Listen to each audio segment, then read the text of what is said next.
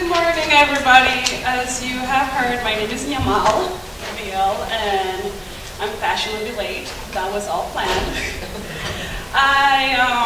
It is crazy driving out here. I mean, I'm coming from Nebraska, so we have cornfields and not a lot of chocolate. So I got to experience that this morning as part of my American experience. Like our brother David said here earlier, our story is very similar, but it's different for females. As he was saying, you know, lost boys, I keep telling him under my breath, and girls, and girls. Yeah, and girls, so let's keep that in mind.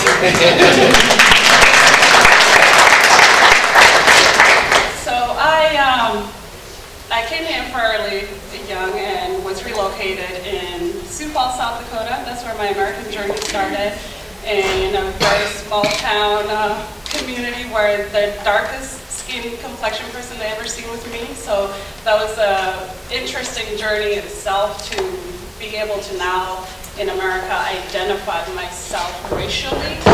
You know, so that was an interesting journey as to now am I an African or an African American and going through all of those feelings. Currently, I am a founding director of the Nya Eden Foundation, which is an organization where we, as young South Sudanese women, are going back to South Sudan to help our own women and sisters over there, because we feel that that is only what we could do as young women, and the opportunities we've gotten here to also go back and give back like my countrymen have been doing. Being here in America has definitely opened my eyes to a lot of things, and having the opportunity to get education as a woman, that is by far one of the greatest opportunities that I could ever have. I went through the school system here. I graduated with an undergrad in human relations, so hopefully I'm relating with all of you well this morning. At Doane College in Nebraska, and this fall I will be going to Arcadia University for a master's in international peace and conflict resolution, because I feel very strongly that South Sudan needs to have young women on the decision-making table, and especially in peace building. That is something I see is not happening in the country, although they say that constitutionally there is a 25% spot that's held for women. That's just on paper. It's not realistic. And that is what a lot of us young South Sudanese women are working in different fields. You know, there's a young lady back there. She's a journalist. She's making her mark in our community by telling the truth and so forth.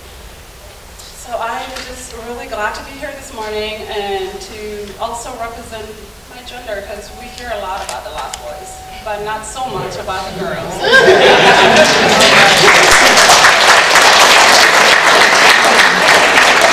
So we're in the diaspora. We may not be girls anymore. We're young women now and mothers, but we're still here and need to be also known and also seen. And our story hasn't been told as much as the boys that are now grown men. I make fun of the guys. I'm like, you guys are lost men now. Like, you're not lost boys anymore. Come on. So we're here, and we are also contributing to the building, the nation building in South Sudan in our own aspect. It's just that it's not highlighted by the media, but we are keeping it together. You know, in any society, it's the women that keep it's in South Sudan, it has been the women that kept the country together, the families together. So let's not diminish their roles. Just because you see the guys fighting with their egos doesn't mean we're not fighting with our kitchen tools. So that is my journey, and I will add to it more later with questions.